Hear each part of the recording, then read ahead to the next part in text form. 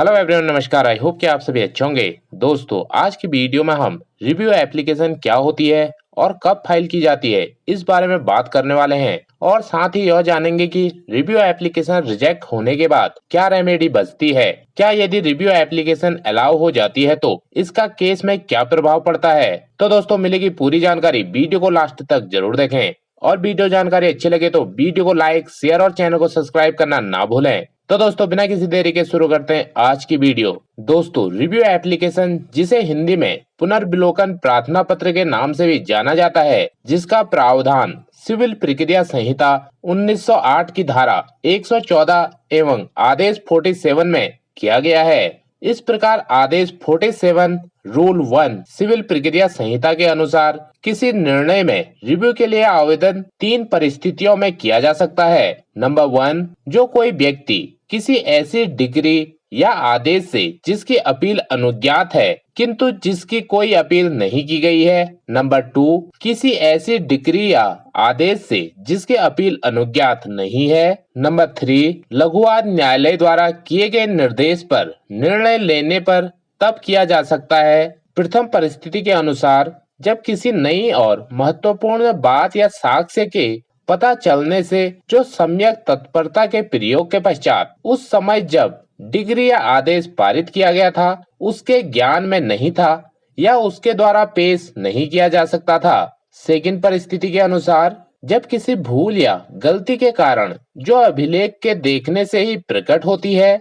Number तीसरी परिस्थिति, किसी अन्य पर्याप्त कारण से रिव्यू के लिए आवेदन किया जा सकेगा। तो दोस्तों, यहाँ पर हमने जाना कि सिविल प्रक्रिया संहिता के अनुसार रिव्यू एप्लीकेशन किन परिस्थितियों में किया जा सकता है। एक बार आम बोलचाल की भाषा में भी इसे समझ लेते हैं। दोस्तों, कोर्ट की किसी जजमेंट पर रिव्यू एप्लीकेशन तब लगाई जा सकती है जब उस जजमेंट से कोई पक्षकार एग्रीव्ड है यानी व्यथित है, जिसकी अपील अलाउ है, लेकिन उस जजमेंट के विरुद्ध कोई अपील फाइल नहीं की गई है, तो वह व्यक्ति उस जजमेंट के विरुद्ध कोर्ट में रिव्यू एप्लीकेशन फाइल कर सकता है। दूसरी परिस्थिति में, जब किसी जजमेंट की अपील अलाउ नहीं है तो व्यथित पक्षकार उस जजमेंट या आदेश के विरुद्ध रिव्यू एप्लीकेशन लगा सकता है। तीसरी परिस्थिति में, कोई ऐसी नई या महत्वपूर्ण बात या साक्ष्य उस आदेश या जजमेंट में देने से छूट गया हो या किसी भूल या गलती होने पर या किसी अन्य पर्याप्त कारण के होते हुए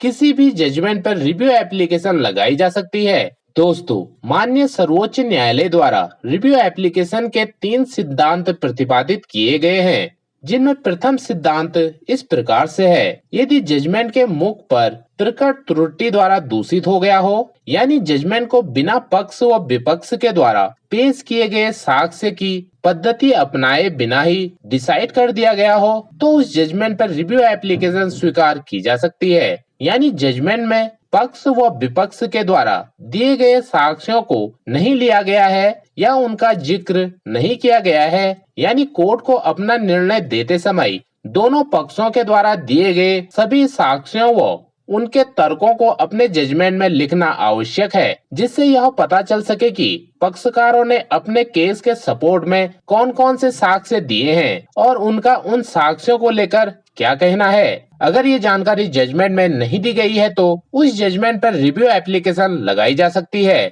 दूसरे सिद्धांत के अनुसार, यदि कार्रवाई में गंभीर अनियमितता है, जैसे कोर्ट द्वारा अपने जजमेंट में प्राकृतिक न्याय के सिद्धांतों का उल्लंघन किया है, तो भी उस जजमेंट या निर्णय पर रिव्यू एप्लीकेशन स्वीकार की जा सकती है। तीसरे सिद्धांत में माननीय सर्वोच्च न्यायालय ने कहा है, यदि तथ्य की किसी गलत धारणा के द्वारा कोई गलती या त्रुटि हो गई है जिसे बनाए रखने पर न्याय की हत्या हो जाएगी, तो भी रिव्यू एप्लीकेशन स्वीकार की जा सकती है। यानी पक्षकार जजमेंट में हुई किसी भी प्रकार की त्रुटि के लिए रिव्यू एप्लीकेशन लगा सकता है। दोस्तों, इससे आपको यह समझने में आसानी हुई होगी कि रिव्यू एप्लीकेशन कब फाइल की जा सकती है। अब यह जान लेते हैं कि रिव्यू एप्लीकेशन का लिमिटेशन कितना होता है। तो दोस्तों, रिव्यू एप्लीकेशन फाइल करने के लिए लिमिटेशन 30 डेज का होता है, यानी जजमेंट पास होने के बाद 30 दिनों तक रिव्यू एप्लीकेशन फाइल की जा सकती है। दोस्तों, लिमिटेशन कैसे कैलकुलेट करते हैं इस पर वीडियो इस चैनल पर पहले से अपलोडेड की गई है, जिसका लिंक आपको ऊपर आई बटन में मिल जाएगा।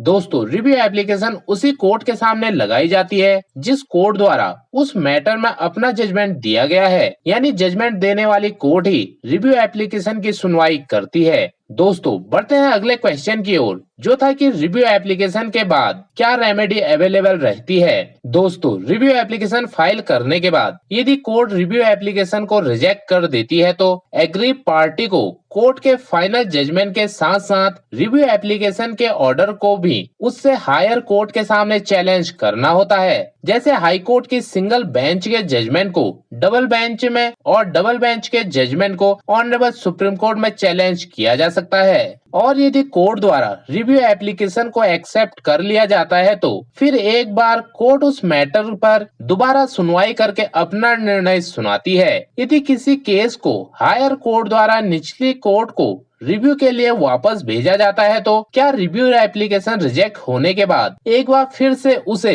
उसी हायर कोर्ट में चैलेंज किया जा सकता है जिसके द्वारा उसे रिव्यू के लिए निचली कोर्ट को भेजा गया था। तो जी हाँ दोस्तों, उसे एक बार फिर से रिव्यू एप्लीकेशन रिजेक्ट होने के बाद उसी हायर बेंच के सामने चैलेंज किया जा सकता है, क्योंकि जब हायर कोर्ट किसी मैटर को निचली कोर्ट को वापस भेजती है तो हायर कोर्ट का वह निर्णय मेरिट पर सुनवाई के बाद नहीं होता है, बल्कि किसी पर्टिकुलर पॉइंट पर निचली कोर्ट का व्यू स्पष्ट करने के लिए होता है। इस प्रकार रिव्यू एप्लीकेशन रिजेक्ट होने या अलाउ होने, इन दोनों ही परिस्थितियों में उसे एक बार फिर से हायर कोर्ट के सामने चैलेंज किया जा सकता है। तो दोस्तों, आई होप कि रिव्यू एप्लीकेशन के बारे में आपको इस वीडियो के माध्यम से काफी जानकारियां मिल चुकी होंगी। जानकारी अच्छी लगी तो वीडियो को लाइक, शेयर और चैनल को सब्सक्राइब करना ना भूलें। तो मिलते हैं अगली वीडियो में कुछ और नई कानूनी जानकारी के साथ। तब तक स्वस्थ और सुरक्षित रहें। Have a great day.